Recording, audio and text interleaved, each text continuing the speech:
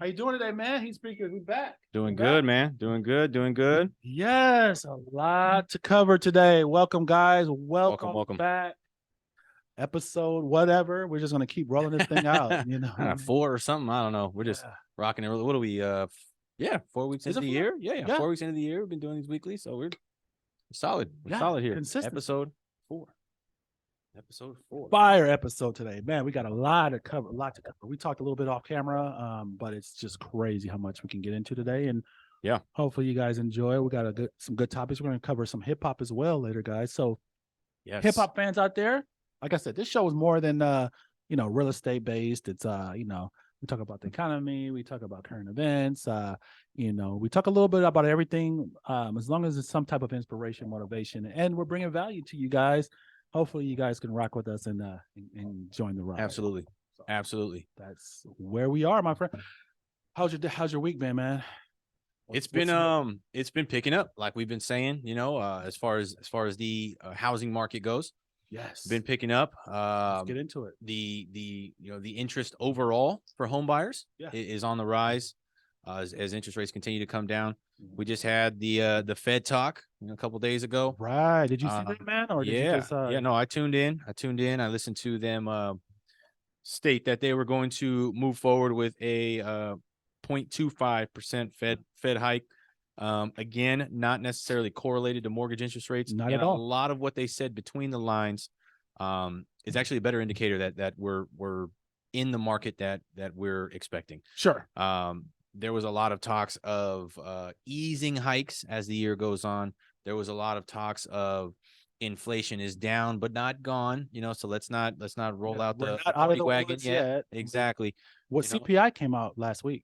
Right. I want to say, right? What did we I think what was the headline CPI last week? Was it a reading of I think I can't remember.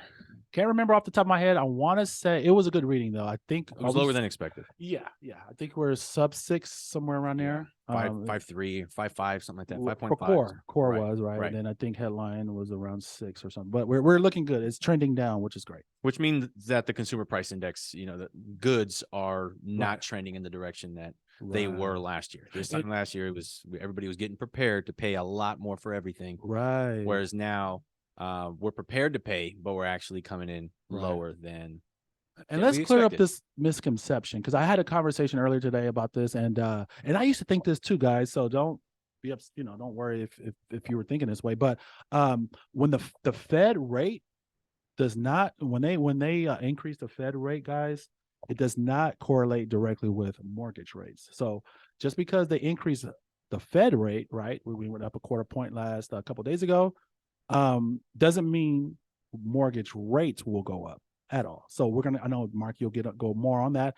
That mostly affects auto loans, some other type of loans, is more affected by Fed rate as opposed to mortgage rate. So I'll get right. Yeah. From there. So I mean, and this is something we've been experiencing even last year when they were doing 0.75, 0.75, 0.75, and these are all increases that the Fed are hiking up the rates, meaning that it's going to be more expensive to borrow money. Yep. The reason they're making it more expensive to borrow money is to slow the consumption. Right. Slow consumers spending money, applying for debt, for lines of credit. They're trying to slow that in order to battle inflation. So indirectly, it is not associated with the mortgage rates, right? But we are one full economy, and it's like a jigsaw puzzle. You move one piece, a lot of pieces. A lot of pieces may start to shift or come down completely. Right. So and the fact indirectly on mortgage rates, right? So Fed rate went up 25%, right? Just 2 days ago, Wednesday, but mortgage rates went down. They did go down. We lost a little bit of ground yesterday. Today was pretty flat. However, over the week, even though the Fed rate hike has been 0.25, we have not gone up in interest rate. Right. So this is different than last year, and this always operated the same way, but it was the shock and the fear and the awe that was happening last year that made rates spike. Right. When the Fed rate hike was 0.75. The interest rates shot up almost even with it and made everybody believe that they are directly correlated. Right. It really was just, oh my God, it's here.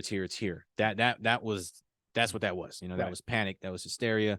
You know, everybody from the mortgage bankers to mortgage loan officers to brokers to everybody, consumers, everybody was like, oh my God, Fed hike said that. So now our interest rates on our mortgages are almost up a point more. Right. And they were, you know, they did do it. It did follow, but it quickly came down. Sure. Very quickly came down.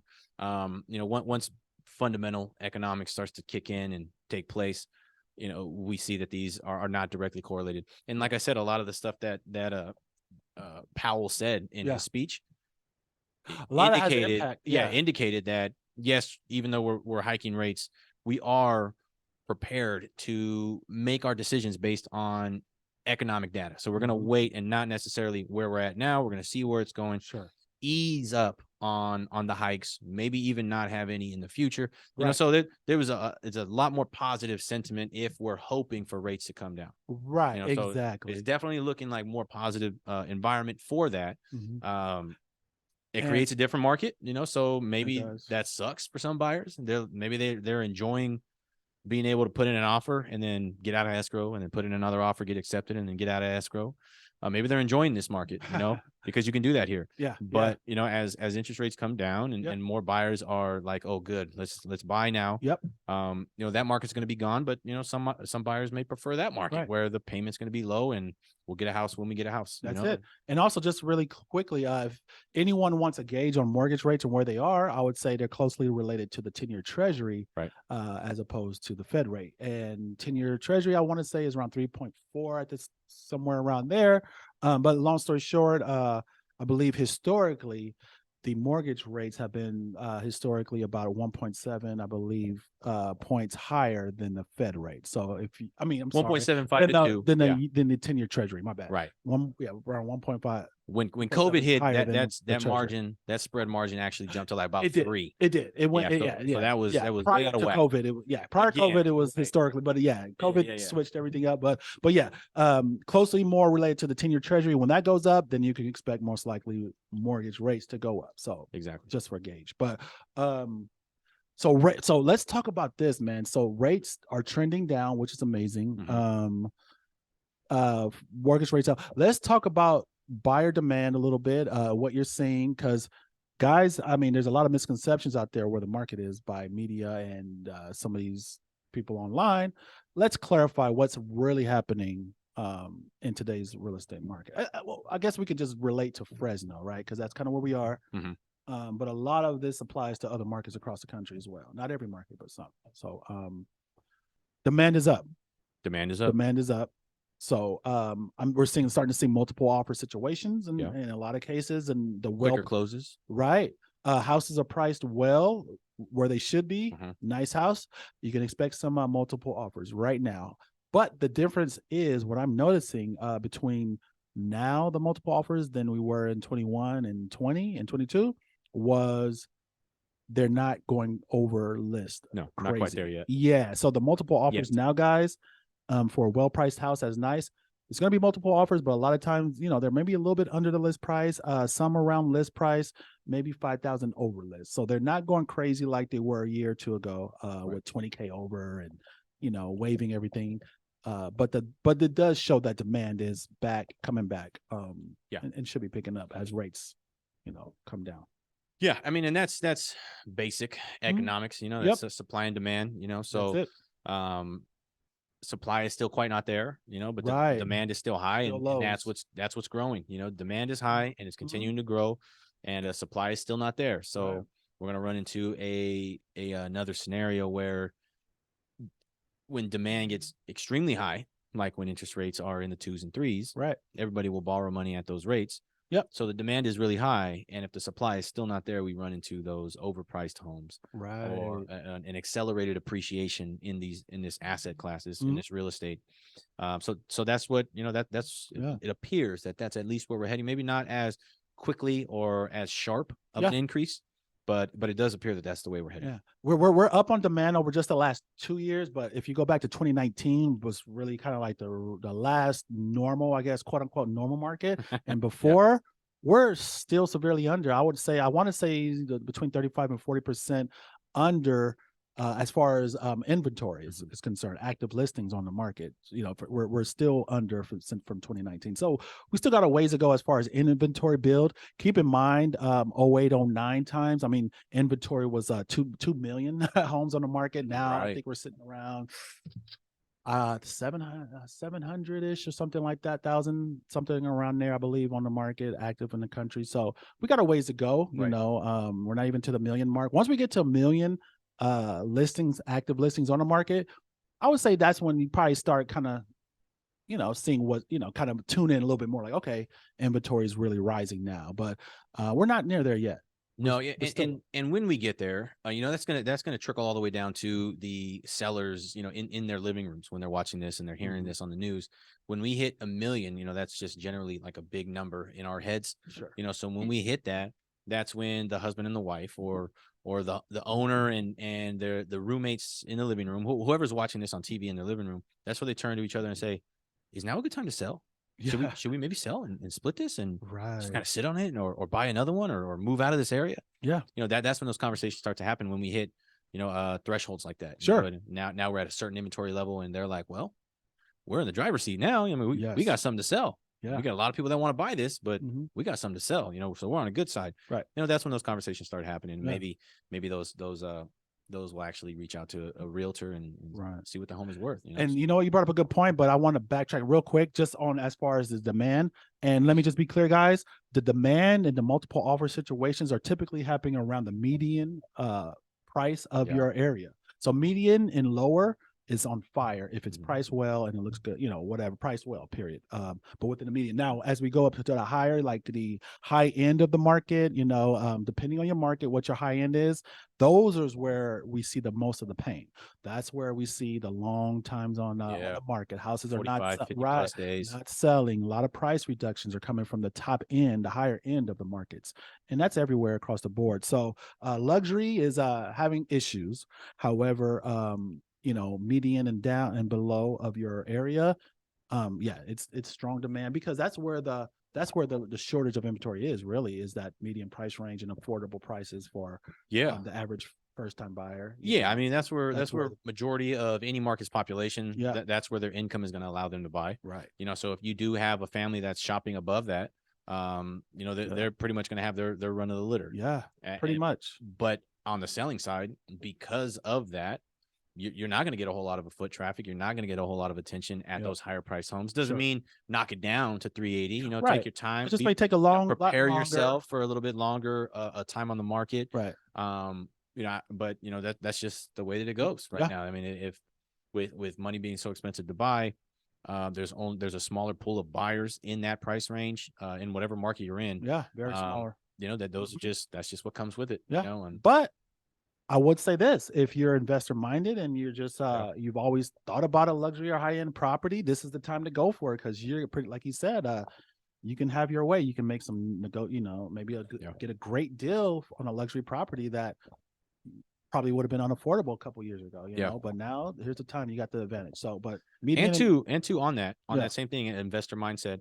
I think maybe to think outside of your market as well, because if you have if you have the down payment and the financial background and the debt to income ratio to purchase a mortgage, a $700,000-800,000 home, buying something like that here in Fresno, there may be not a whole lot of cash flow or any at all, if you buy that here. Sure. But if you go somewhere where rents are higher, you may be able to cash flow better. Or and they're experiencing the same thing. So if you have 700-800 to spend here, that's still a lot of money. So even if you go to another market where you see something for that price and it's a bigger single family home, it may demand more rent. It may be in a better location for Airbnb. So Airbnb's option. I encourage investors to look outside of their market. I mean, obviously, you're most comfortable in your own backyard. Sure. But if you're in the market for investments and you're looking to put your money to work and take advantage of some of the opportunities in this market, I encourage you to look outside of where you live. And just a disclaimer with that, great information. But if you're thinking of doing that, I would highly recommend give it 3 months, 5 months, just study that market. If you're And build a choosing a team market out out, you got to learn that market. If you choose another market, it's not like you're just going to go in, okay, I'm going to pick this area and I'm going to start buying. No, you want to sit and watch that market. You want to see what's a good deal. What are prices? there. What's a good price for the area? So you want to study and do your homework before Absolutely. you make that And jump. the learning doesn't have to happen on your own. You Right. know, there's professionals down there in that area that know the answers to all the questions that are running through your head, you know? 100%. So, yeah, you know, connect with them, build a team down there. yep. If you see dollar signs down there, you know, making your money work for more money, Yep. you know, why not begin to build those relationships in those markets so that you can continue to, you know, put more money towards those assets in that area, you know? And one other thing, you don't have to do it alone. 100%. And one thing I just want to touch on, because you see a lot of investors, people, people think investing is just something you jump into. Oh, I'll just buy a house and I'm going to rent it out and so be it. No, investing is a skill, guys. Like you gotta, and you can work on it. You got to be build up to be a good investor, because anyone with money can get in and buy a property and then have bad experiences with it just because you had the money to buy it. However, you didn't analyze it correctly. You didn't take time to do your homework and learn the market, learn what's a good deal, learn the cash flow. And you just buy it and then you start losing. So a lot of people who you hear say, buying investment properties are bad. A lot of times probably because they didn't take the time to do all the homework and to learn how to be a great investor. It takes time. You got to study, you got to know what you're doing, and you make your money when you buy. So Absolutely. I would say talk to a mentor if you're, early on, if you're considering getting, any investment properties. Watch a lot of YouTube videos, study that market, no other markets, just that one for a few months so you understand it. Know what areas are good. There's a lot of things about each area that only locals would know about, right? Yep. It might, from the outside, oh, that's a good area, but no, do you know there's like some projects right around the corner, or there's this going on, you just don't know. So that's very important in general. So that's all I want to say on that. Agreed, man. Agreed. You know make what your I mean? money when you buy. Make your money when you If buy. you're looking at this, well, I mean, I don't know. I mean, could be any asset, that you're looking to invest in, whether it be the stock market or peer-to-peer lending, anything, learn real it, estate, study. I mean, you make your money when you buy. I mean, that's the only thing that cannot change. Whatever price you buy it at, it's never going to change. Right. You buy something at 300,000, you bought it at 300,000. You can't just change the paperwork a year later and say, let's just say I bought it at 240, and that might be the top, it might be, but that's the only thing that cannot change. So if you're buying based on interest rate, that's one of the only parts of buying a home that you can renegotiate and restructure in the future. You cannot restructure the price of these homes. 100%. So if you see them coming down now, you can see the value for the area, appreciation, cash flow. You're selling one property and moving all of those funds into another one, so it's a big down payment. Maybe it makes sense because these prices are lower than they would have been a year ago. They're lower than they would have been a year ago. So and again, when you make a purchase, that's what you want to evaluate, how much you spent to buy it. Right. And what you're saying too, as far as inquiries regarding loans and things like that, it seems like there's somewhat a little hesitation with some buyers now that are coming to the market. I'm sure you got some insight on that. Like, why would, in your opinion, would be a good reason for a person to buy a home, whether it's first home or whatever, right now in this environment? What do you? Some good reasons right now. Right. Affordability and comfort. Affordability and comfort with the payment. So if we have a payment that is going to be pushing the limits of lending requirements, so if we have a mortgage payment plus monthly debt and we're operating somewhere around 52, 53, 54, 55% of your gross income, we all know that gross income is not actually what you bring home. Right. That is before deductions, but it looks that is good what on paper. we use. Yeah. So on paper, if it's half of what your paper income shows, and you're already not comfortable with the payment, so that may be something you need to adjust and reflect on right then and there. Bring down your purchase price. Maybe this isn't the market for you if you don't want to shop below that. If you absolutely need to be in that area and you can't afford it, not a good time. Right. If you can and you're sitting at 40%, or you're debt free and all you're going to have is this mortgage and you're sitting at 40%, that's a fantastic time. Right. Fantastic time. And that's in any market. Yeah. I mean, you always want to use those parameters and that, and 40% of your income is going towards all of your debts and your mortgage, that's great. Yeah. You know, that's a lot. You're always going to have excess. Yeah. You're buying in a market where homes are lower priced, and if interest rates continue to get lower, the prices of that home is going to go up. Right. You know what I mean? And the So demand is coming back, but it's not nearly what it was. So there's a good Right. chance you might be able to negotiate a great deal with Yeah, maybe some absolutely. closing costs. So there's opportunity in this market. There is opportunity. You know, timeline is another one. If Yeah. you're you know, looking at being in a home that you shop for right now for, you know, 7+ years, you know, block out the noise. I know it's tough to, Yeah. but try to block that noise out, because a lot of it honestly doesn't matter to you. It shouldn't matter to you. If you're going to be there for 7+ years, Right. If you're it should long not matter term, to this you. is a good time to get the ball rolling.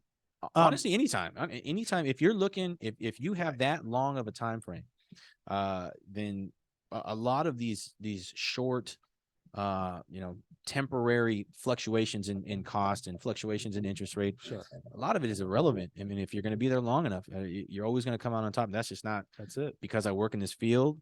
That's also because I'm an investor in this field, and I know that what I buy something at, it's not going to be worth that 5 years from now. Experience too, from us owning homes, you know, Absolutely. owning a home, and you know, you sell it 7, 8, 10 years later, and how much equity you get, how much you get, you're like, wow, this is a lot of money. And majority of people have never came into that large amount of money at one time. Majority of us, more in general, like it's a lot when you sell a property. Probably one of the most you're going to get all at one time. So even up to 6 figures or better. So it could be a beautiful thing in those scenarios. Yeah. You know, what's funny to me too, is on that note, you know, just being homeowners and having the experience of understanding how this market and this asset class, how real estate works, is that when you help somebody, you know, whether you're a family friend helping somebody, or you're in the field and you're a professional helping them, you hear about how they bought a home and they sold it, you know, 2 years ago. They had owned it for 7 years and they made all this money, and they're just sitting on it waiting for the perfect opportunity to buy again. Yeah. So they understand that there's money to be made if you hold it long enough. And then as buyers, they completely forget about it. And they look at the market like, no. I know, right? Like, it's the psychology of I'm like, but brother, you made this money by buying it and waiting. Right. If you bought again and waited again, it's the best investment. You would be in it all over again. Yeah. Like, I don't understand. Like, what happened? You know, it's like, it's weird. Like, people go through these experiences and they know how it works, and they know what the benefits are. Right. But when the shoe is on the other foot, it kind of they forget all about it. Now they want them super cheap. Yeah. Or now they're waiting for. I'm like, was it the perfect position when you bought it last time? Right. Probably not. There were some things you wish you could have changed. And then it goes back to the question of why did. they're buying again. And, you know, why would they want to, you know, what's the purpose of buying? And then we got it. Once you figure out exactly what the reason, if they're like, oh, I just was thinking about buying it and keeping it for a year and selling it. Yeah. Okay, well, you know what? That's not okay. So now we do not need to buy a property like that. We need to find like a fixer upper or something to where you can resell it within a year and maybe get some equity and, you know, pull some cash out then. But if it's nothing you're going to live in, then, you know, we got to look for a different type of property if it's that. But if it's something, so that's it. Like if it's a long-term deal, then I would say go for it, find the home, going to be there. It's going to go up in value over 7 to 10 years. It's just real estate in general, and so on and so forth. So at least something for me too, even in the short term, like you said, right now, 7 to 10 years, if that's what you're looking at. If you're looking at 7 to 10 months, that's something that's you always got to be evaluating. And like for me, from an investor standpoint, right now, you know, there are homes that I'm looking at that are distressed, that need some work and could be resold. You know, flip the home. Yeah. You know, so more risky than buying a home and sitting in it, absolutely, right? But with the way the market is right now, it may, there may be some very lucrative and profitable, you know, homes out there. And you said something key right now. Take that, you know, and you know, there's risk everywhere. Yeah. There's more risk involved with these short-term investments, short-term flips. But the way that our market is heading now, might not be a bad time to start evaluating, you know, what kind of capital you want to throw into home flips, or what kind of capital you want to throw into real estate as an investment. You never know, you know, 10 months from now, when the interest rates are lower and buyer demand is high, and so you're going to be on the selling side, supplying to all of this demand. That's what's good. Perfect Always point, evaluate. because that leads me into right now exactly what you said. Some key is where the market is right now. do you feel we're at the bottom? It feels like we're at the bottom of everything, and as far as uh, prices trending, softening, right? With the rates are trending down. Do you feel like we're towards the bottom, and now from here it should be only getting better with the rates coming down, and as activity picks up, it feels like we're going in a good direction, just in my opinion. But what I do you think think? that's what I would put on it, is that it feels like we're going in a good direction. Yeah, Um, feels like we're over that for little hump. owners, We're kind of coming over that right? part. I do not feel like it's going into the best direction for those looking to buy. But for owners of real estate and for investors in real Well, estate, how about this though? This factor. If mortgage rates are in fact trending down, right? If we're going to and they continuously, are, yeah. I think we're just sub 5 potentially. Some people are getting, and as we're softening as the year goes on, I can see inventory opening up. Here's the reason. Right now, a lot of the affordable inventory is locked in by uh, the owners right now, the move up buyer, right? That market is sitting tight. A lot of people are like, you know what? Yeah, I got a 2%, I got a 3%. I'm good. I'm not going Right. to buy in a bigger house, right? So those houses will be purchased by first time buyers, and they're not available right now because the move up buyer is not moving because it's an interest rate. Right. However, rates dip into the low 5s, 4s on it. Might start seeing some of these people looking to move up. Like, hey, you know what?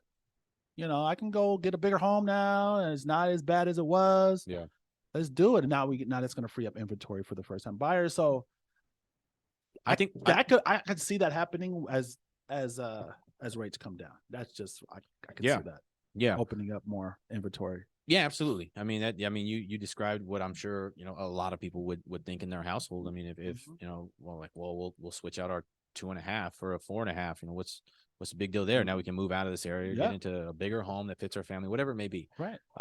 Especially if they were thinking about the last 2 transactional years. sellers are a much lower percentage of the supply than we need them to be. So when we're looking at supply and demand in housing, the supply that we're counting on is coming from the builders, the new builders. Yeah, those are the ones that are going to make this right. Yeah. I mean, well, they're going to go crazy. I mean, they're going to have to. Yeah, I mean, they're going to build. I mean, honestly, they can go crazy, and they're still going to be behind with the housing crisis that we have. You know, and crisis meaning there are people here that want to buy and there's no home to buy. Sure.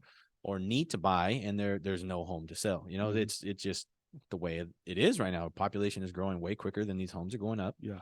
Or certain markets are getting flooded. I'm sure some of these surrounding states around California hated when there was a mass exodus from California, because now all of those markets were flooded with buyers, and they were paying Texas, cash over Arizona. So there's always something that can just throw a market out of whack. But it's really going to be the builders that are going to catch us up with supply. For sure. And builders are smart. They're not just going to overbuild, but once they see the demand is back and rates are good, they're going to start cranking them out, and and more demand. So I see positive for the rest of the year as real estate goes.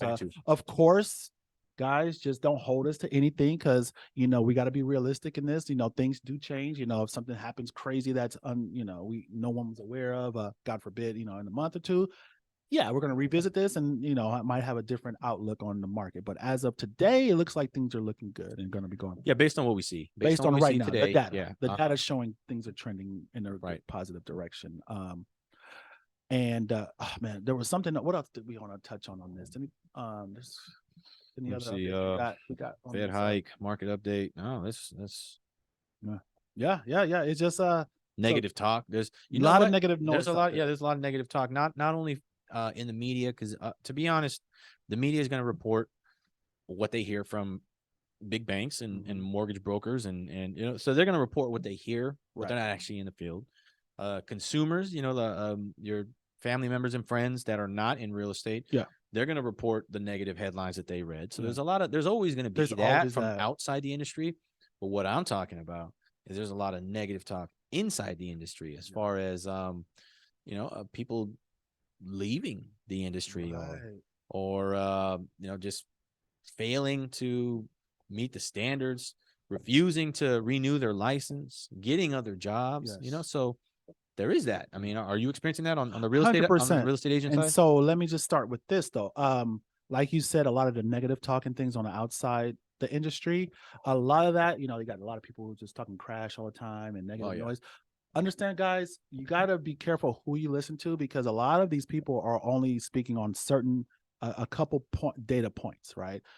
We all know the economy and real estate is a lot of moving parts. It's not just one data point. It's not one, just two. It's multiple things that can create what's really happening. So just be conscious of that. So that's very important.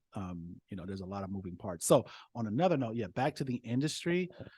Yeah, man, the last really, I noticed a lot of this exodus happening the end of last year, fourth quarter. Yeah, same. Once we start seeing the interest rates going up, you start seeing, I want to say it started with a lot of mortgage professionals, whether they're leaving the business once, the rates went higher, and that refi market just kind of went dry. A lot of mortgage brokers left the business, lenders.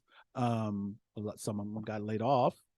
And now, and then that led into realtors too. You start to see a lot of realtors, getting regular jobs, unfortunately.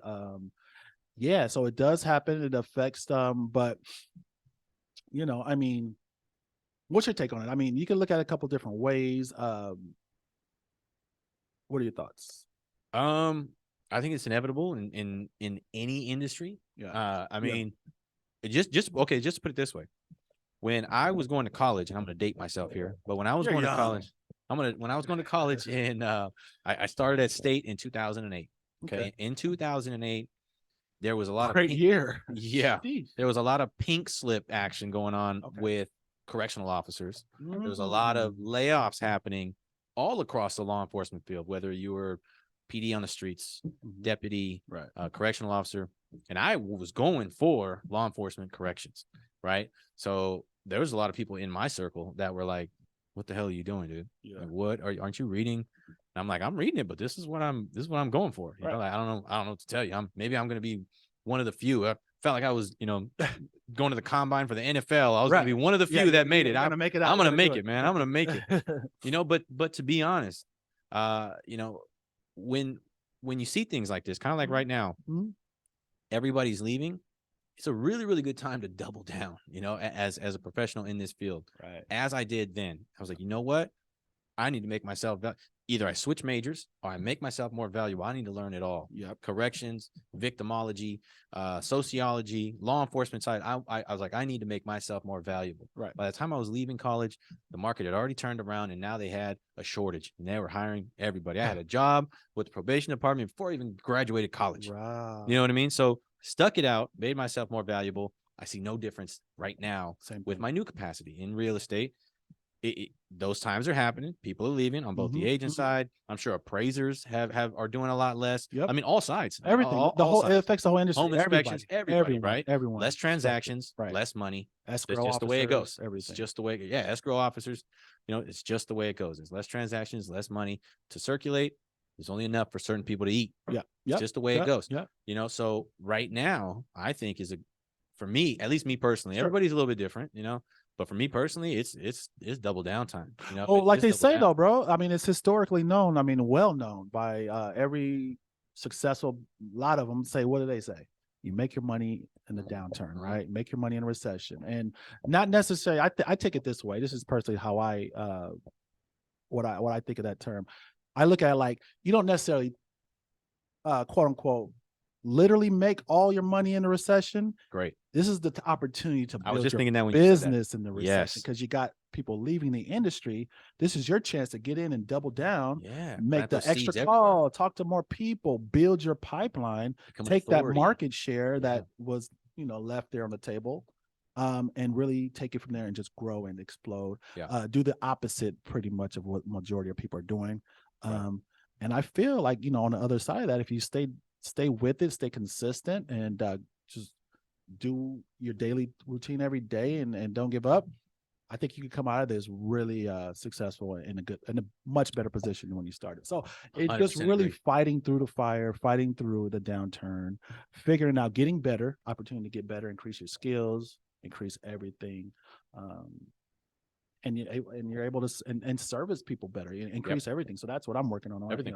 working on Systems, updating everything. operations, Yes, yes, marketing, yeah, everything, just yeah, conversations, yeah, networking, everything yeah. should be getting better right now. Sure, If you sure. want to stay in the field, and maybe this is a sign like, well, this trend is over. Hmm. What's next? And You know, honestly, this business, guys, is super hard. It's a tough business. But props to anyone, I get it. If it's not for you, right? If you're looking at real estate, like, I'm gonna do it on the side. yeah, Yeah, I would say encourage, go get a regular job, right? Get a job, because you got to feed your family, you got to eat, you got to, and you can probably try to do this on the side. But if you're one of those who want to make it a career, and you eventually want to make this a full-time thing and be successful, yeah, this is the time where you're going to really do all the dirty work, do all the hard work. Just don't stop, because you're going to be a much better professional once you're done with this yeah, market. So this is the time to hone in your skills. yeah. And we're talking about our industry specifically Our here. industry, but really it applies across the board, really. It applies across, the concept applies across the Yeah, board, but what we're talking about right now, and sure. and what I'm seeing, and Mhm. what I'm seeing is that people are taking the easy way out, man. Like Yeah, if they're wanting to get out, then just get out, man. It's not working for you. You're not willing to put, all this work in. There's nothing wrong yeah, with that. right. But what I see and what I read and what I hear is blaming. Like Yes. it's really just you. It's you. Right. I mean, at some point, your honesty with yourself and your discipline, and taking accountability for where you're at and the results you're getting Yeah, needs to become paramount, because what I'm reading and seeing right now is, oh, well, this broker doesn't give me leads, and right. oh, well, there's nobody in the office and it's just not true. It's Well, not, and it's what they tell themselves to feel okay. But sure. really, just if you just turn around and point the finger at you and look in the mirror, what can I do to be better Yeah, at this job, provide more value, yeah. get on the phone with more people? What can I do to draw this in? That's what I need to do. And you know what's so real about that? Like, mindset is everything, right? So, my mindset changed over the last 6 years, and it's a much better mindset ready. But there's a lot of things going on. So first and foremost, I'm speaking as a realtor aspect, right? Sure. Agent. This business it's not quick. You're not going to just call people up, get a deal. Deals don't happen overnight. Things take a while, but you have to go through all that whole process to get to the other side. And all that process I mean, it's about making yourself better. At the end of the day, in anything you guys do, working on yourself only, majority of the time, that, reading, learning, practicing on yourself, on your business, how to be a better presenter, how to be a better speaker, how to deal with clients better, how to follow up better, how to do paperwork. I mean, all that, it has to be practiced over and over to get the skills you need. So you are to the point where you have consistent business and you're a much Yeah. better realtor or whatever. But what I've noticed is a lot of people do not want to do the hard work. They feel like, they look at people that are doing well, like, oh, well, it must be easy, or they just had a easy way in. With that is so not the case. Let me give Yeah. you a quick example. Like, I told someone, like, before I got pretty decent, I'm still working on it, like listing appointments and, winning listings. Yeah. Before, you don't understand how many listings I won. I took every single listing. I took listings when most agents probably wouldn't even went on, because Reps. whether it's the property's crappy, whether I told someone this, I would have went at the time, I would have went on a listing appointment even if they weren't giving a commission. Like, I would go to that appointment. So this is the reason why, though, because every appointment I went on, I got a little bit better. Yeah. I got more comfortable, because I was horrible, right? So I just did that.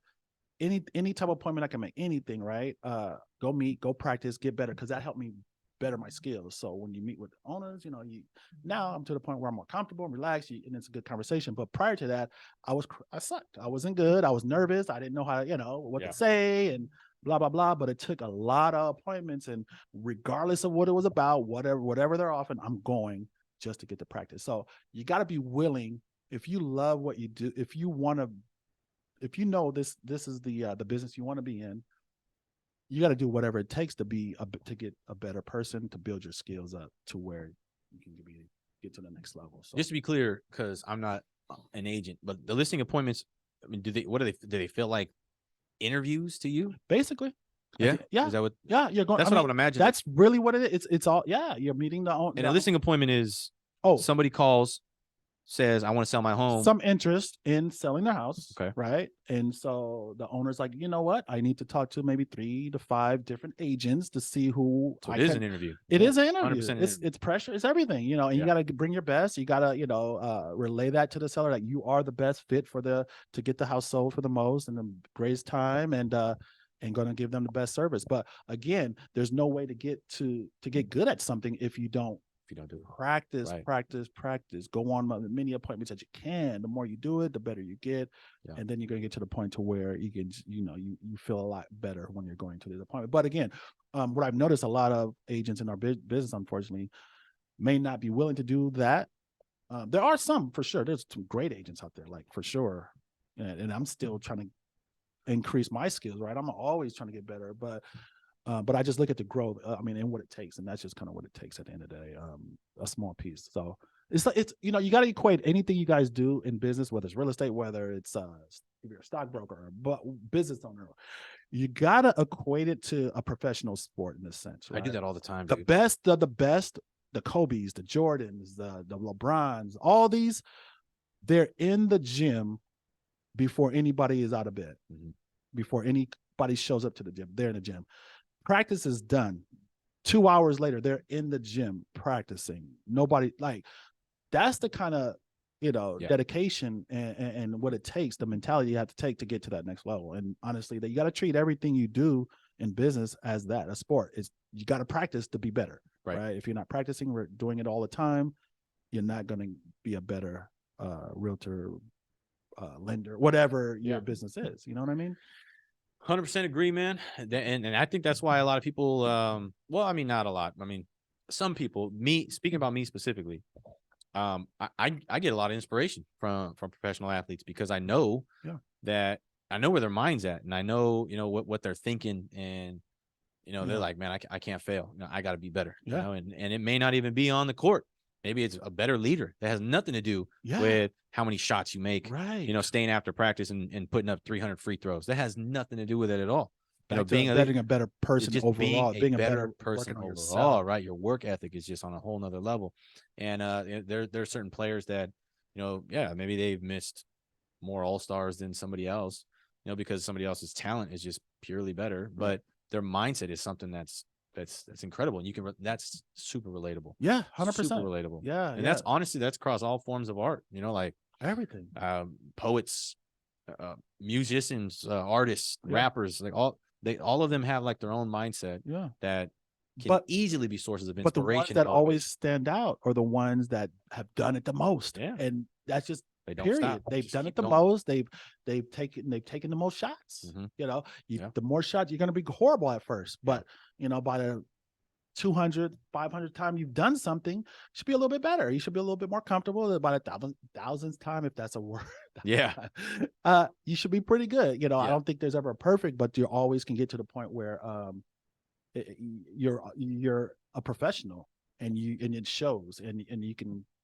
So from a realtor standpoint, everybody's different, but what would be an amount of time that is too short to really test yourself and evaluate whether this is the job for you, and what would be too long to where, okay, now you're spinning your wheels, maybe this is not the job for you, as far as a new agent coming on? Sure. Are we talking a month in, 2 months in? Longer. Definitely longer. Definitely longer. It's gonna definitely start, guys. Let me just say this, guys. Every new agent out there, I'm glad we brought it. Bring it, because we don't talk. No one really, I don't think new agents, you know, whether you're just doing the courses to get licensed or you just licensed, it's not about the company you work for. There are some companies that are gonna have benefits more than others. However, if you're new, I would say do not worry about the company you start with. Specifically, seek out someone that is doing the business and doing quite a bit of business and experience, that you can shadow and willing to bring you on as a mentee and be a mentor to you, and pretty much a shadow or even a team, right? Someone that's Yeah. going to take the I see time. teams everywhere. So Yeah, but you got to be careful because there are, agents out there that don't do a whole bunch of business. They may have a team, so you may not get it the much value that you could get out of that. So seek someone that not only doing a bunch of deals, has a lot of experience, but willing and has the time to sit down and help you out and walk you through, because they're going to fast pace you into doing your first deal, which typically takes 6-7 months by the average agent just to do the first way deal. off on 1 to 2. Yeah, Oh, it takes way no, off. no, Okay. yeah. The average agent to do your first deal takes at least half a year or more. It's just because especially if you don't come from a sales background, you don't really have a big If you're learning pipeline. everything. Yeah, unless you come into the business and your dad, your mom, your uncle, your cousin is going to buy a Totally house, different. but they're just waiting for you to get licensed and you're going to sell it to them. Well, that's different, and honestly, that's kind of rare. Not the average person coming in is going to be jumping into business right away. But if you get with the right person or team, they'll fast track you to business. So that's first. I would say at least I would say you got to give it a minimum a strong 3 months. You might not do a deal in that 3 months, but that's enough time I believe, for a new agent to feel like if this team or mentor is really helping me out learn, I'm gaining knowledge, I know exactly what to do. I'm starting to see some successes. I'm already showing houses. I might have this buyer. I might have written an offer. It might not got accepted, but hey, that's an indicator that you're going in the right direction. Yes. Something, right? Don't have high expectations for I would say the first 6 months. If you do a deal in that time, amazing. You just want to. It's all about growth and you getting more comfortable and knowing exactly what it takes to get deals, to do business, because there's a lot of things that need to be done, but there's only a couple things that as a realtor we should focus on daily. Got you. To start getting business. Got you. And then, like I said, everyone's different. But different. Too long. How long is too long? Where realize if it's for you or not. To where maybe even that own person realizes it, but maybe the people around them are like, I just think you're not doing it enough if it's been this long. I don't think there's a.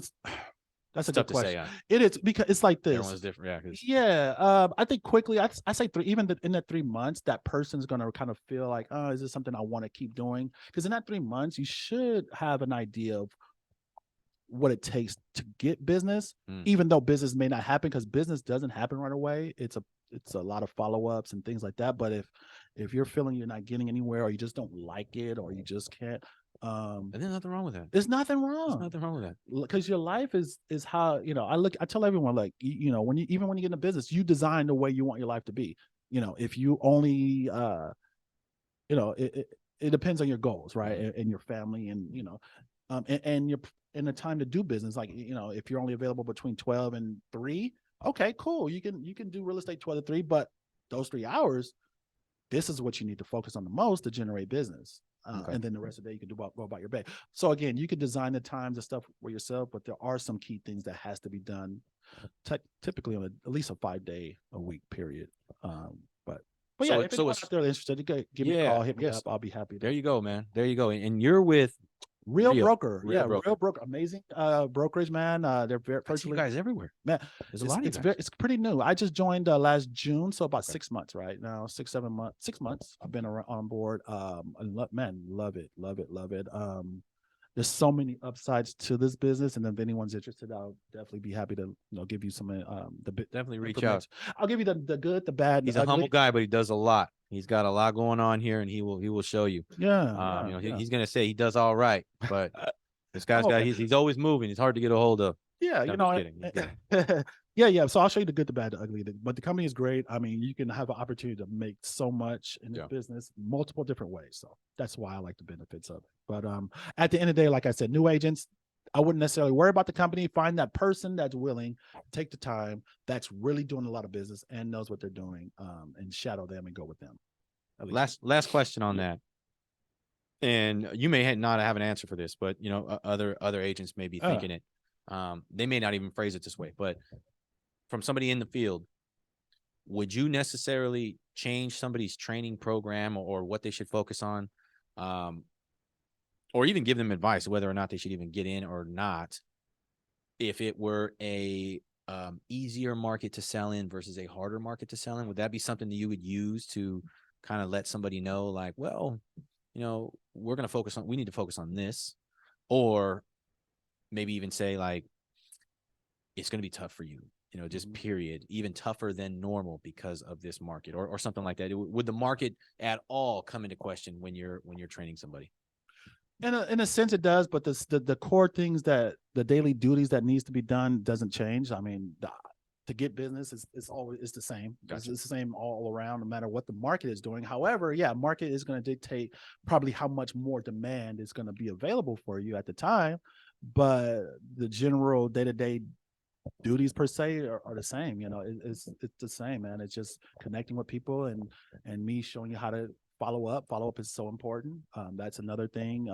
This is one thing a lot of people get in a bit, even myself, you think real estate is quick. You think you're going to have a phone call with someone, you're going to get a deal over the phone, and now you're listing their house, which is completely false and fantasy.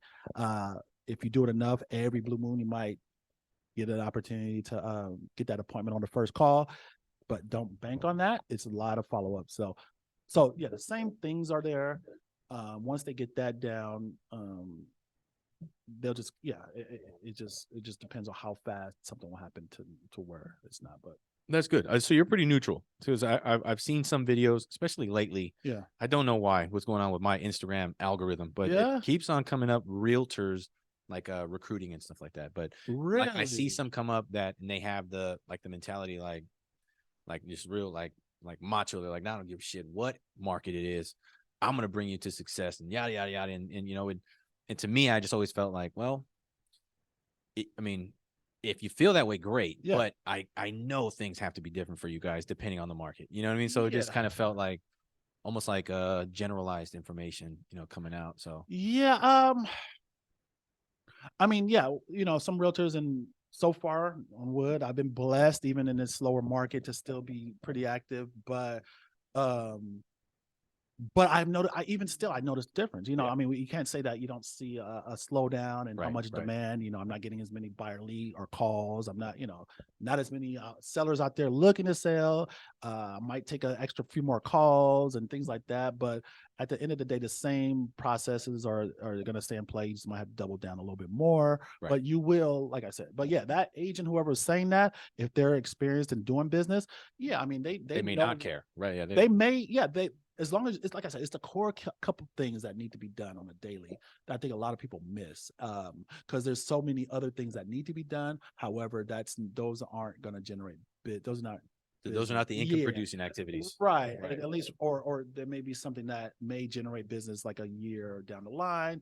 And it's easy to get caught up in a lot of things, designing your website, like, oh, I gotta get my website perfect. Like, come on, like you can easily that was me early on. I'm still learning. I'm still learning. Yeah, still learning. All there, right? You get caught up in things that aren't really important, and everything's time. So meanwhile, you could have spent that time doing this, which is going to actually lead you business. So right. That's the main part of it. But then there's some other factors too. So you just grow from there. But and learning to decide which one goes in which category, right? This Yes. activity goes here, which if I have time, I'll get it. But this activity is on this side. Prioritizing is I need so to. important. What is that 80-20 principle, right? What is that? Yeah, that's another thing. So, oh man, there's so many pieces to that. Like, Yeah. there's so many distractions out there. Yeah. And so we got to prioritize, know what to focus on right now. Even though your phone's blowing up from something else, you got to understand what you need to be focused on in this moment, and then deal with things later. So it is a process, but there is a quicker way to get to success. It's faster if you're with the right people. Right. At the end of the day. Yeah, man. I want to shift gears real quick before we get into the next. I want to talk a little bit about this. Because this is a topic that I've been struggling with my whole life, whether you know it or not. And we're transparent on this show. Anxiety. I know mental health and anxieties are a huge topic lately, and just in general.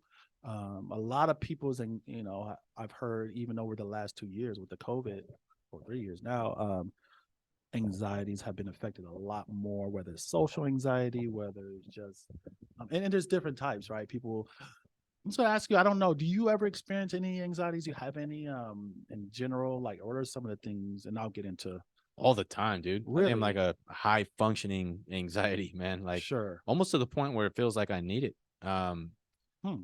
It's Like, it's what it's odd. situations do you find yourself into where your anxiety is like, okay, you really feel it, like it really comes out more, Um, for example? so switching my W-2 to now commission, it's been about 2.5 years now. Yeah. Um, that increased my level of anxiety to a level I've never Yeah. I've never had before. And before and mind you, I was a correctional officer for 10 years, Yeah. so there were plenty of anxiety filled incidents, throughout my years there, whether it was, getting ready to go into a cell where they covered the lights and you can't see anything and they want to harm you, Right. but you got to pop that door and go in. Anxiety hits the body, but it's like physical anxiety. It's Okay. like Well, I was kind of leaning towards, is there any anxieties you experience to where it has probably it's probably not allowed you to reach a certain goal or success or not do something because of that, and that is maybe initially. you know what I mean? Like there are Initially, some anxieties to where it kind of hinders you from getting to the next level or doing something or even being the best you can be because you're kind of you kind of yeah, get 100%. So, going back to that, yeah. just making that switch Okay. was, there was, I think my anxiety, stalled me a couple years. I probably could have been in here a couple Oh, years earlier. yeah. My wife at the time told me to come a long time ago. Yeah, Really? years earlier. She was encouraging She it, was encouraging but me. you Yeah. didn't see it. That's an interesting. I did not. She Well, saw it, but you didn't. and the crazy thing is that I was investing in real estate, with the funds that we were making from our W-2 jobs. So it was just, I was like, well, I'm kind of good here. If we just keep, Yeah. investing money, I don't really necessarily, but then, my passion grew to the point where I finally saw where she was coming from. But I think so. I think, Yeah, making it that delayed leap, you a and couple years, huh? I do. I think me thinking like, well, maybe I'm not as good as I think I am. And maybe, maybe it is tougher than, can I handle it? Mm, So yeah, I mean, there was a lot there. And then when I actually made the jump, it was not the most ideal time. It was mid pandemic. mm. My daughter was under 1 years old. I Wait, did. real quick. Guys, listen closely because how many times do we tell ourselves it's not a good time to do it? It's not a good time to do it. I know I'm going to do this. I'm going to make the move. I'm going Yeah. to whatever. It's not a good time. And look at Mark. And realistic, there is no good time. It's There isn't. never going to be a good time. You did it in right when the pandemic hit. Like Yeah. there couldn't have been a worse time almost, right? So I mean, there's more factors beyond that. So Yeah. it was a pandemic had just hit.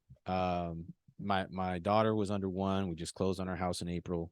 So I was going to go to a commission job where, income may or may not be coming in. You had all Now I kinds. didn't do this on the fly. Yeah. Like I said, we were investing our money. So obviously, we weren't paycheck to paycheck. We were budgeting well.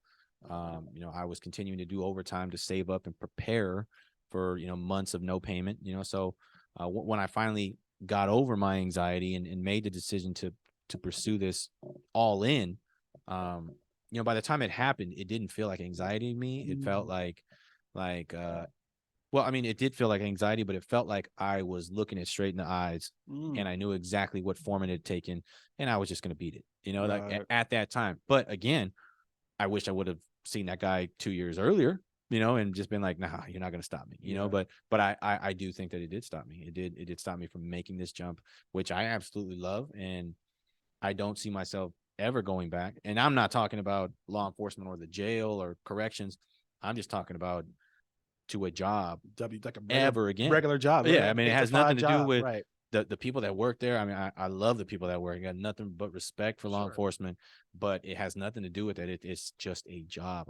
I don't think that I could ever do it again now. So Yeah. what was scaring me and stopping me before is something that I will absolutely bathe in every single day now. So See what I it's mean? weird. It's You weird. face that anxiety, Faced it. face that fear, or whatever, and now you're loving it, and you're on the other side of it. And it Right. sounds like you might not have many other anxieties now. Like, I mean, what else is there that really maybe you kind of hesitate, you kind of Right now, growth. second go? Right Okay. now, growth that involves somebody else's life. So hiring on is a Mm. huge anxiety So for it me. seems like this anxiety word kind of it keeps going for a while. We got Oh to figure out yeah. ways to overcome it because I struggle with it. Myself. But To be honest, I think that if you're having anxiety, I think you're on the right track. mm, Because obviously if it wasn't there, you'd be really comfortable and Well, maybe you're not growing. well, yeah, you know what? It kind of goes two ways, actually. It can be a good thing if you Tell me your experience. understand it and you understand, okay, this isn't something I need to overcome, and you go all in to overcome that to where it's like, okay, cool, I did it. I'm not anxious about that anymore. That's a good thing, and it makes you grow. Right. But on the flip side, what's most of us fall into the category of, oh shoot, this is something I get anxious about, or I just will avoid it altogether, right? And then we never grow and get over the hump, and we just stay stagnant. So the reason, just quick thing about me, my anxieties are a little different. Again, everyone has different ones, but my biggest, I think, right now, and you're probably gonna be like, "What?" And when I tell people this, they're like, "No way," but it's so true. Is public speaking, bro. See, We're on a you just podcast right made me now. 100. So let We're me on explain. Okay, So, so and this you is just good. see, this is why I'm putting this, because the reason, I'm sure other people would struggle with this, so this is why I want to talk about it and bring it out. But 100%, like they say, oh man, you're in every video. I used to do music. I was in the music business for a while. Music, doing and on stage and performed in front of. Love that, Yeah. calm and stuff. This is cool. I think it's just when, if you ask me to give a speech or to stand in front of a crowd and talk about something, that's where it hits differently for me. That's where I Like, are you backstage with like a paper bag before you they know, call your name type deal? Or yeah, well, I mean, probably, yeah. So I'm not gonna lie, like, so if there's any public speaking events right now, I'm just still working on that anxiety of it. So I'm a little cautious, and like I said, it's kind of crazy because you might see me and like, oh, this guy's always on videos and blah yeah, blah always. blah and comfortable. I am comfortable in certain situations, but again, that's one big thing. So what am I doing? So this is the answer to the question what we're talking about. You could either fight or flight, or So I'm gonna fight, and I'm working on that to be a better. So I'm about to get into this Toastmasters club and join Toastmasters, which is going to help with public speaking, and you get to hone in your skills and get better at that. So that's gonna, I'm starting that. Yeah. So the more I do that, the more comfortable I'll be. And it might just be a thing to where, honestly, I don't know when the last time I did a public speaking engagement, but going forward, this is something I know I eventually want to get into and start doing a lot more of it, and just to bring value and help others. But I just need to, I guess, practice and get and know that I'm comfortable doing it. And Gotcha. so that's why. So I'm actually working on it. So that's a blessing I feel just in myself, that I'm willing to do that work to get better. Well, I am proud of you, brother, Thank because you, here's the crazy part. Here's the crazy part. When we first met up about doing this podcast, you had asked me, you were like, what do you see coming from this? Like, what kind of vision do you have for the podcast? And I was like, I don't know, just spread information and just have some guests on and keep everybody informed. And you were like, anything beyond that? And you had told me, you were like, well, what do you think about like eventually, getting to the point where we can host events and have networking events where we speak and we bring speakers in and we're on stage. And that had never crossed my mind, not because it's a fear of mine, but just because I just never thought like, wow, I guess that could be cool. Yeah. But it's weird hearing this from you now, and you're just diving into the fire, just and I still straight into the heat, just diving straight we're into going the to heat. do that. That is awesome, dude. Yeah, but so here's the thing. It's weird. Like I don't understand it, and a lot of this is just mental. It's all psychological, right? It's something in our mind to where it's like, okay, because like I just said, I get a little bit I get really anxious and a little fearful of just like, if I have to stand in front of a bunch of audience and just talk about whatever. However, like you said, like if it's depending on the event, like again, like I was doing the music, I was on stage a lot in front of audiences, comfortable, fine with the microphone talking. But it just seems like in certain environments, certain situations, I know myself, that's where the anxiety is going to kick in. So again, I'm working on it. I'm going to be working on it. And once I'm, going to be this avid member of Toastmasters, I'm sure I'm going to overcome that, get more comfortable. And I think it's just a matter of me not doing it much or at all. I don't know when the last time I had to do one. So that, I think a lot of it is uncertainty. Gotcha. For anxieties too. It's like the uncertainty, new territories, and our mind plays tricks on us to where for some reason it goes to the worst case scenario, right? Like, okay, I haven't done this. So what if happens if I get on stage and this happens? What if this happens? What if I forget what to say? What if blah, blah? And a lot of times I think we overthink things. And that just comes from not rehearsing, not practicing, and not doing it. Yeah. Right. Kind of just not fear of the unknown. So, but I just wanted to bring it up because I know a lot of people in general just struggle with different types of anxieties, you know, whether it's that or, and another thing which really made me want to talk about it is the young lady we talked to last week. This lady is actually in the business and really nice lady, but she was saying that she has social anxieties as far as just interacting with people in general, just on a face-to-face conversation, you know, meeting new people, like fear of like going out and meeting and networking with people. There's a lot of people who can't do that. You know what I mean? So and honestly, I know for a fact that since COVID, it's really increased a lot of people's anxieties and just, you know, even the social aspect of it, you know, coming from, you know, we're on lockdown and not interacting and we're online all day, every day, social media, and that's the way we're communicating. And then now there are people now who came out of that who don't even know how to really have a conversation with a person or even start a conversation or to meet new friends. It's just not them. So I don't know. That's just, yeah. Yeah. It's just different. Wow. Yeah. So that is good to know. I did not think of so that. don't ask me to do any speaking engagements, at least for the It's next too late. 2 months. Too late. We're now we're gonna get comments about, hey, come talk at our thing. Hey, we're helping you out, Rich. Yeah, invite me. I'm definitely, you know, I'm working on it, guys, and I will be there. It might not be this month, but let me do a couple of these Toastmasters, and I'm gonna be a professional speaker. That's what I'm talking about. And that's literally like, I'm not gonna lie, like I can see maybe a year or two from now, my goal is to do a lot of engagements, like what just really bring in, you know, big crowds, you know, whether it's you, whatever, just because that's I see that like if we do a huge event, you know, something that's going to give benefit. Well, even if it's a first time buyers, you know, seminar or something for investors or just a big networking event or just something to bring the value and knowledge that we know to help others. So, yeah. Yeah, I've had some experience with that. I was doing recruitment for the sheriff's department. You're good at that, talking about public speaking. You like that stage. You know what? It's I never really felt. Now if I go and talk somewhere about something I know nothing about, then you know my main concern is that I'm going to say something that is just completely wrong, and people in the stands are going to know that I'm wrong. But you know, when I was doing, you know, recruitment and we were doing these orientation, new correctional officer hire orientations, we were doing them in Fresno State in the rec room.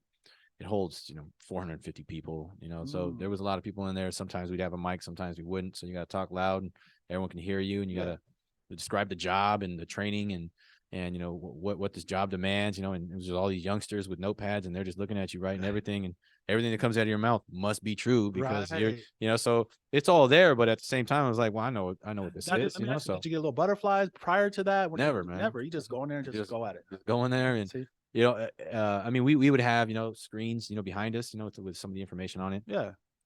And I always told myself, you know, don't look at the screen. You know, just don't look at the screen. What was it about the screen? It would throw off my train of thought, to be honest. That's why I like this podcast so much. There's nothing here. I don't know if you guys know this or not, but we just go right off the cuff.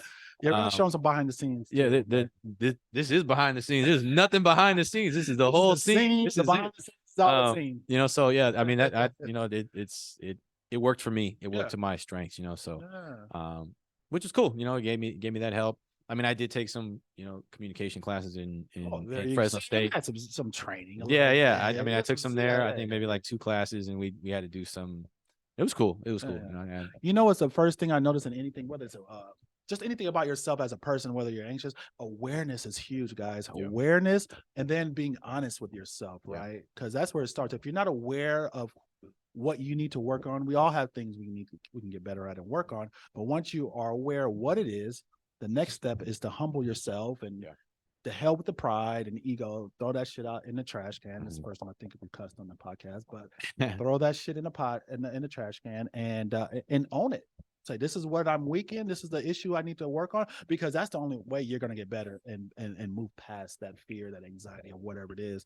And you're going to come out on the other side, and that's not going to be an issue anymore. And you're going to see yourself in a much better position. So that's the way I'm attacking it. And honestly, this is the first.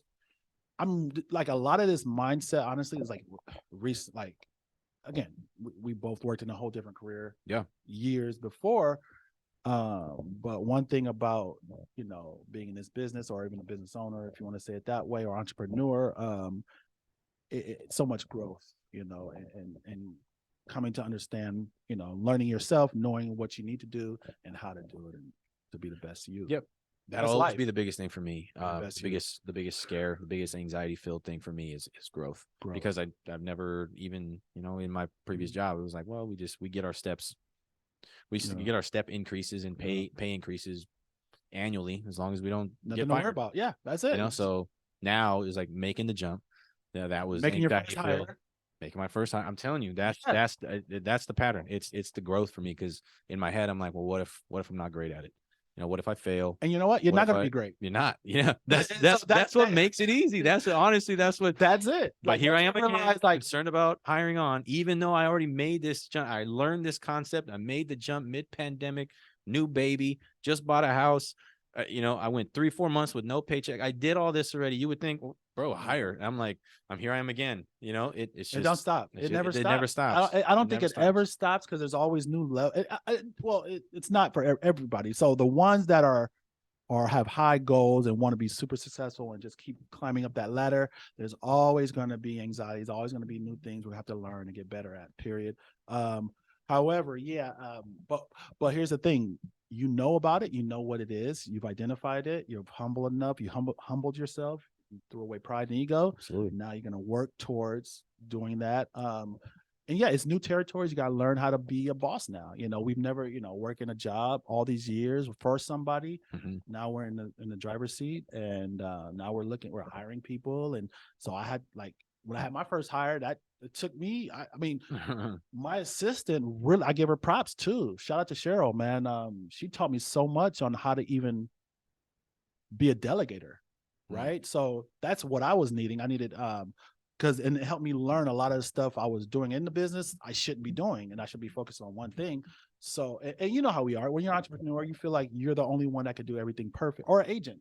We feel like we're the only ones that can do it. We can't hire no one to do this paperwork because we know how we want it. Yep. Nobody cares as much as I do. No one cares. They're going to mess it up. Yep. Can't trust them.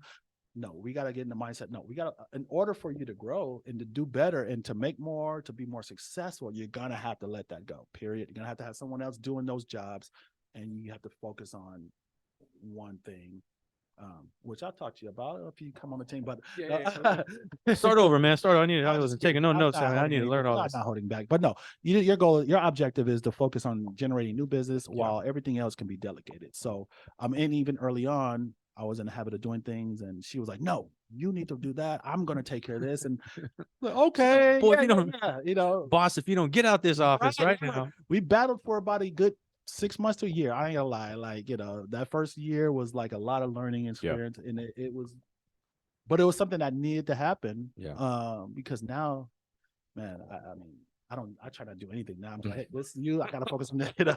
So your mindset changes, and it makes things a lot better. So it's all a process. Something to look forward to. Man, last thing I want to touch on, man. Let's talk about some music, bro. Who are you listening to, bro? I'm listening to people that are going to help me grow, man. Hip hop, man. Let's change it up. I know there's some hip hop fans out there. Yeah, man. To be honest, man, a lot of the music I listen to, it has to be relatable to me, man. So they got to have a message, some lyrics. Sure. And I do listen to a lot of people that speak on things like we were just talking about, anxiety and growth and and fear and putting that aside and conquering, things like that. And one of the tops right now for me, in your car, I don't know that I don't know how many days have gone by that I've at least heard one song from him every single day. Okay. And this is Russ. Awesome artist. Russ is, I mean, he's he does everything on his own, man. Which, I mean, isn't ideal, and the people he brings in are his family and friends. And, so he's 100% independent, controls everything. The bus doesn't move unless he says so. That is a direct line from one of his songs. Wow. So the bus doesn't move unless I said so. Yeah. Okay. I mean, he's a conductor of his own train, man. I mean, that's tough. At the same time, that when he speaks and he puts some of these lyrics out, to some fantastic beats that he makes himself again. The dude's a baller, and a lot of the music I listen to, a lot of Russ. I hear it. I feel like they're talking to me. I feel like they're in the room with me, and I'm like, fuck, this guy's. Who, This guy's, this who else? guy's top. Who else is in the on your playlist right now? Who are you listening to? Playlist right now. Top two, three. Russ. Russ, Right now, Russ, NF, little Vanilla Ice, man. That Vanilla Ice. you don't even know who that is. Like you're so Vanilla young. Ice, yeah. No, Shout out to Vanilla Ice. Shout out to Vanilla Ice. Russ, NF, Hopsif. NF. I've never heard of him. Never heard of NF. He's another one, man. Lyricist. Okay. I gotta check him out. Yep. Hobson, Hobson, Simba. okay. Simba. He's doing some things, right? Bay Area, Sure boy. Bay Area. Shout out to the Bay Area. Bay Area. Also, LaRussell's out of the Bay. That's somebody I'm listening to these days. Russell. I like Russell. His entire platform and everything that he's doing is just different. That's his theme. It's different. That's what he says. That's his trademark. It's very real. He's very transparent. Yeah. What he does to bring people in and show them that part of the game. He hides nothing. He invites people into his backyard, guys. So when you could go literally to his backyard, and what's the cost? Meet his mom. What's the cost? Pops, whatever you want to pay. You offer. That's wild, bro. But yeah, so what is offer based now? Offer all based. his shows. So you put in what you're willing to pay, and they have a right to accept it or reject it, which is it's completely a whole game changer in the industry. I can see the industry, the big labels and things like that going that way eventually, and I mean it just makes so much sense, right? So you get people that that might only have $5-10, right? They can go see a freaking show live for $5, right? If you get accepted. However, you're gonna get those ones that really see his movement and really behind it and support him and want to see him win. I've heard he's been paid up even to like $1,500 for a show. I mean, these are people that got money or whatever, and they just support him. They may or may not. And that's where they started. That's where they started with the offer, $1,500. So you're gonna get everything in between, right? Yeah, that's really cool, man. It is cool. It's really cool. Actually, I just paid. I'm about to go check. I got accepted. accepted. Yeah. So his first show again in his backyard, I think, is April 2nd. It's in Vallejo, right? In Vallejo, at his house. At his house. So I'm gonna, like I said, he's my favorite artist right now. Right now. Just living. Okay, I'm not all time, but he, like you said, what he speaks about is just so motivational. So you probably don't go a day without listening to at least one song. Of course. Yeah. See. Of course. Yeah. Same with Russ. Yeah. Same with Russ. And right now they're connected. Like Russ. Oh yeah. What Russell was doing, and they have like some type of deal going on. They're gonna be working. They're gonna do I don't know. They got some type of deal worked out between them to where they're gonna release. So that's pretty cool. And they're both the same mentality. That's my favorite part about all these independent guys is that it's kind of like if you relate it to boxing. If all of these boxers were in charge of who they fought and when they fought, we'd actually see these collaborations. We would see these guys get in the ring together. Yeah. And with these independent artists, they own everything. They can't be told when and where they play their music and how much they charge and who they connect with and what kind of message they put out. They own it all. Nobody can tell them shit. So I love this. This is like a new wave. I mean, it has never been this way. There's been top record labels and your aim is to get picked up. Well, that's the thing. This is the difference. With the internet now, you can easily do. Okay, so let me just say this though. It definitely is a lot more work, a lot harder, a lot more expensive for an independent office. Let's just say that it's tougher to get known. It's going to take a longer time. However, if you're dedicated every day, and like we were just talking about, and you're staying on it and you're consistent, you will see success, no doubt for sure. However, it's just a slower process. But with the internet, you never know. It's the harder, more rewarding route. It's definitely more rewarding at the end however, the major, they're going to put you in front of everybody super quick, blow you up. You're not going to make anything much. No, you won't. You're going to, but people get exposed. You get exposure. Know you. Yeah. Right. So again, and that could work for some people. I think that might, if depending on how long your contract is, if you can get in and out, within a year and no ties after that, it may be worth it to some people because you get that exposure. Now you can go off and do your own thing independently based on the exposure you got the year prior. So it's all about how you want to do it. But yeah, so it's a new time. Internet has changed the game. YouTube, video, all these social media. There's they're getting licensing deals, probably making money off of TikTok and all kinds of things. So it's a lot. Yeah, it's a lot of ways now. But your top 3 dead or alive artists. Who would it be if you could? I know I'm catching you on the spot. Top 3 dead or alive hip hop artists. Let's go. Can you think of, would Russ be one? Oh man, Ooh. top three? Top three. That's tough. Let me see. Eminem, Okay. Tupac, hip hop artist, right? Eminem, Rap, Tupac, yeah, hip hop, whatever you want to call it. hip hop, Eminem, Tupac, hip hop, rap. Shit, man, three. I probably get a lot of slack for this because he's. I would say J. Cole, man. Wow, Top three. that's good. That's solid. Top three. J. Cole's solid. Yeah. Why do you feel you'll get slack with J. Cole? I mean, he's a lot of people's top. He's amazing. For some reason, a lot of people put a little bit more, a little extra sauce on people's names after they're gone. So I mean, I could easily rattle off, Biggie. I can, sure. There's a lot of them. The Big Pun. I mean, there's a lot of these guys that they're gone. The names you kind of hear a lot. You hear them a lot. They throw these names around. Nipsey, I get so much for Nipsey. I'm a huge Nipsey. And I'm gonna be honest with you, good music, but nowhere near like the. Don't speak blasphemy on this podcast. I'm just saying. There's a difference between legend. You know what I mean? And okay, we're about to get into there. I just so go ahead. Okay, go ahead. So, and it's totally fine because everyone has their different category. Absolutely, yeah. It's all what you selective. What makes you election? Right. It's subjective. It's your opinion. That's why it's your opinion. Yeah. So in the legend category, you would not put Nipsey, is what you're saying, in there. I wouldn't. Okay. No. And your criteria. Everyone has different criteria. What makes a person a legend, right? Right.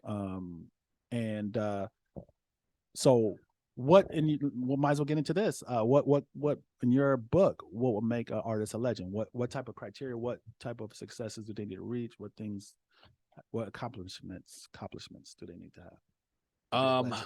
Consider a legend. I think everlasting impact would be one of them. Check. Nipsey got that. Yeah, you think so? 100%. By his fans. Yeah, I mean, not every other, but that's across the board. You can say like strictly hip hop. Strictly hip hop. Okay.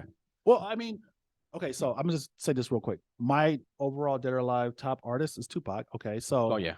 But on the flip side, there's people that wouldn't think so either, right? That probably weren't a huge Tupac fans. They were just like, oh, he had some good songs. It might be why. I'd ask why. Maybe because it's gang affiliated. Maybe he influenced some sort of violence or something, and that's why people don't like him.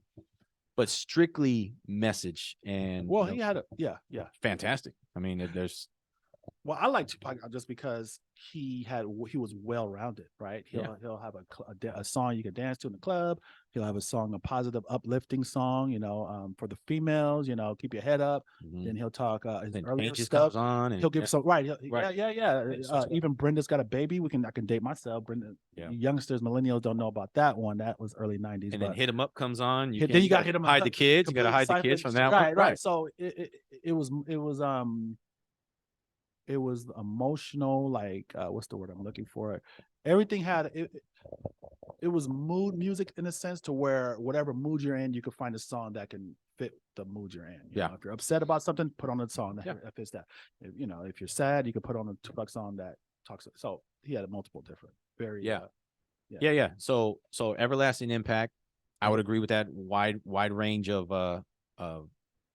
just musicality, really. I mean, you could just you can hit everything. You can be everywhere, on the radio, off the radio. Sure. There's a lot of stuff that will never be played of his on the radio, 100%. And even the ones that they do that they probably shouldn't, sounds nothing like the original song because they chop and screw all that to get, so yeah, I think that's important too. Okay. And I think within the genre, I think changing the game within the genre, changing the game, so that's not really something that I could really speak to, other than saying, well, some of these guys started coming out and becoming more well-known after this artist. So there's no evidence there to state like, well, they came from him, that this guy is the leading, reason why these guys are even coming up, which doesn't discredit these guys from coming up. You can say influence. I It mean, influences, that's life. right. Everyone's So influenced you gotta, by. so they got to influence the change in the game, because it's always going to change. Doesn't matter what it is. Yeah. Talking about basketball. So that's why I will put Nipsey in that legend, for the simple fact he did change the game in a sense when he not his independent hustle, which a lot of, but the way he did it, as far as um so for instance, for one, he just came up with a lot of unique ways of selling his material and getting his name out there. So I remember with the Crenshaw album, he only pressed up so many, and he was selling them $100 or something a pop, and with that purchase, you also get like a tickets to a show or something like that. So just thinking outside the box, I love that mindset Nipsey had, as far as, ownership, running his, independent Yeah, I like the lane, independence. Yeah. and the way he did it, as far as the unique ways he was coming up with, as far as getting his name out there. And so go ahead. But yeah, that's I think those three are very important. I think Yeah. without any one of them, Mhm. it really shouldn't be anywhere near the legend top. Yeah, and the music, really touched, relatable music. Again, I think That's per legend. person right Yeah, there. I don't want to cut. Go ahead, because I had another point. I didn't want to cut you off. Go ahead. I'll finish. No. Yeah, I mean, relatable. I mean, obviously, all of the music I listen to is relatable. Sure. To me, Yeah. but everybody's got different, backgrounds and things like that. There is some music, mainly stuff on the radio that honestly doesn't feel like it's got any point to the song at all. So you're not a fan of the radio, the mainstream music, right? Top what? 40. You're not a fan of. No, you know what? I used to have this vendetta when I was younger against mainstream. And I don't know, if that came from, just me. My first introduction to like real hip hop was Eminem, and Guilty Conscience, and 1999, and I was 9 years old. You were 9 years old. My parents bought it. They said, "Hey, we don't want you singing this," but here you go. Right. Man, I closed the door, singing that, all the cuss words involved, man.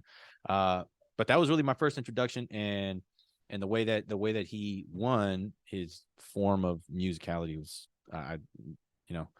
I still don't see too many people rap the way that he does. Right. And He's and definitely put lyrics together, with multiple meanings on, there's no question Eminem is a legend in my book as well. So 100% right. legend.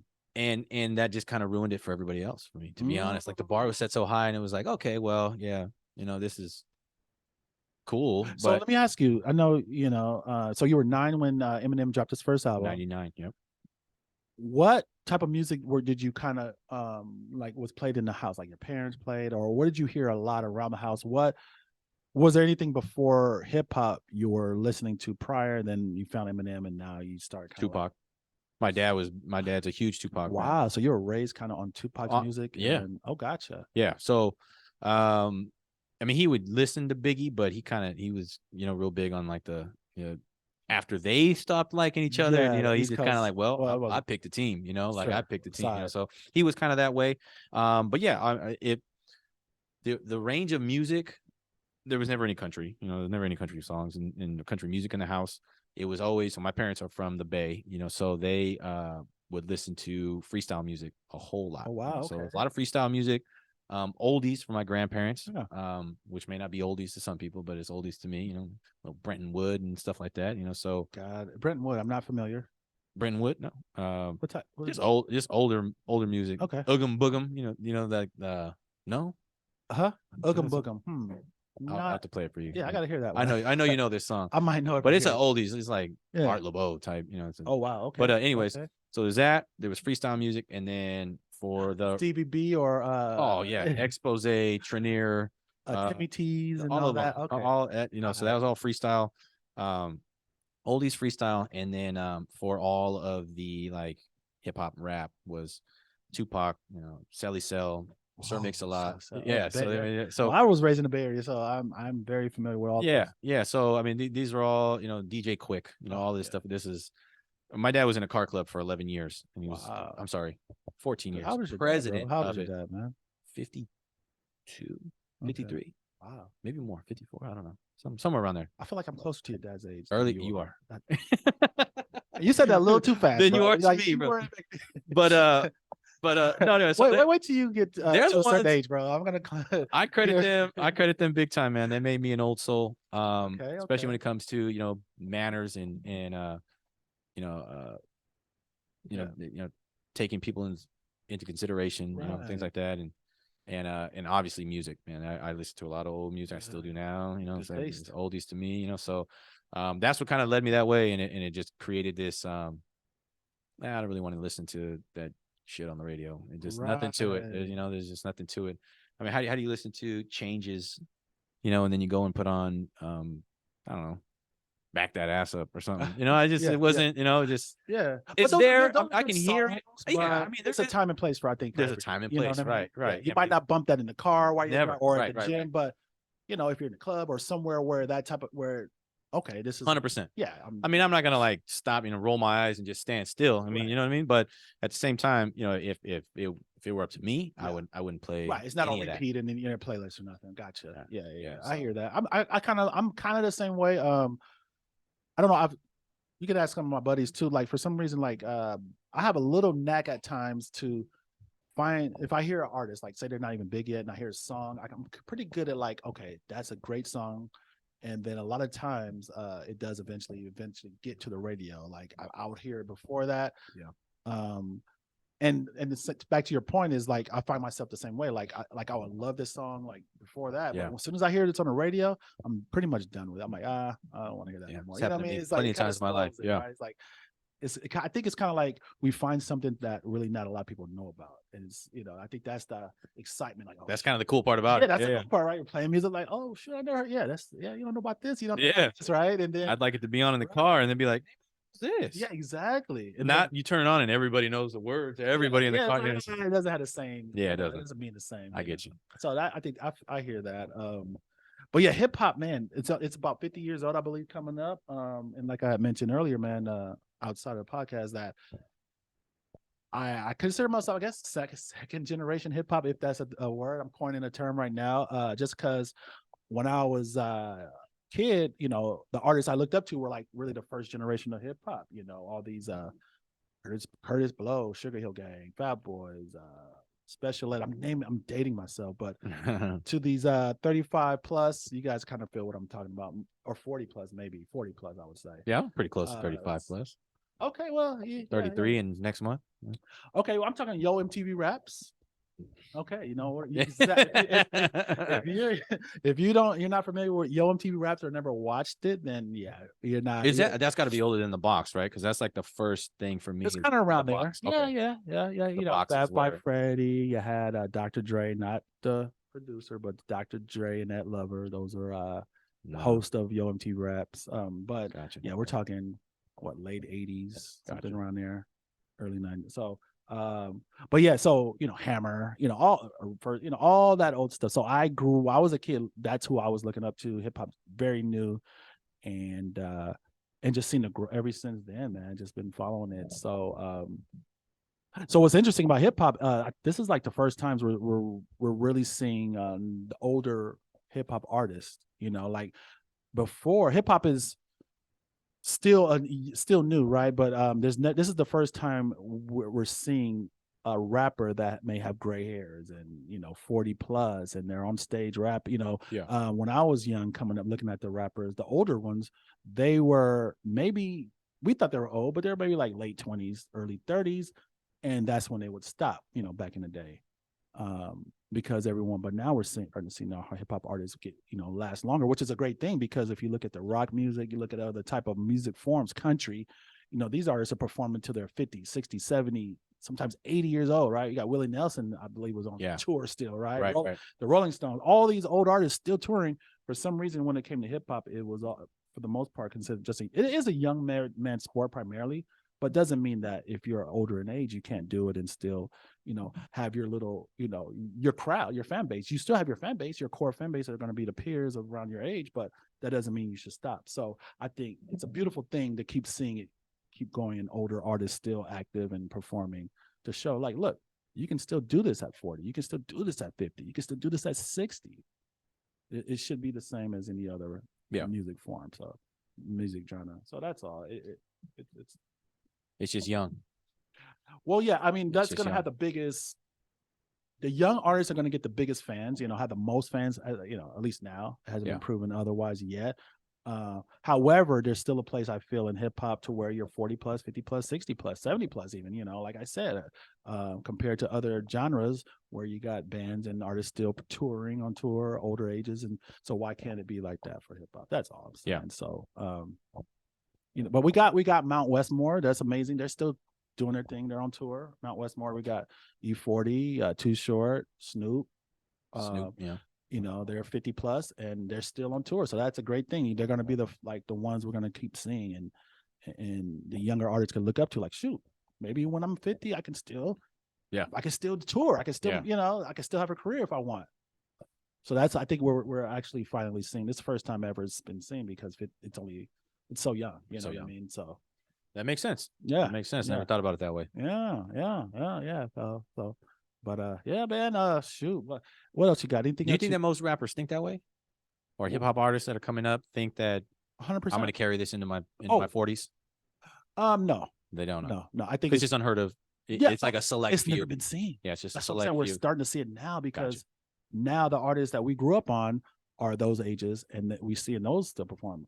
Again, hip hop is not that old, so we never seen older rappers still doing it at a later age. 50 plus. We haven't seen it until now. We're seeing it now. We've been like the last several years we're seeing it. So, but that's, like I said, it's inspiring. Even to the young artists to say, "Oh shoot, I guess I can have a career. I can tour at 60 if I want to.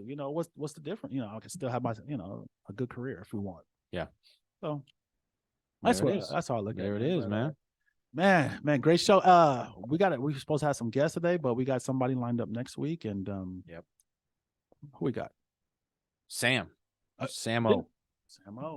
Samo, can you? Sam Land's money. We're finally gonna get him here, guys. I think we mentioned him last week. Yeah, something came up, but it's all good. We're gonna have him next week. And the guy's in high demand. He's in high demand. That guy. A lot of good shows. I mean, there's so many people that we're gonna have come on already. But let us know what you guys want to see, and man, we're gonna keep bringing you this heat and fire at every time, sir. man. Yes, sir. Any closing remarks, my friend? No, man. Just be safe out there. Stay vigilant. Keep that growth mindset, and bet on yourself. Bet on yourself. Love that. Bet on yourself. Bet on yourself, guys. All right, guys. Till next time. Peace. He's speaking.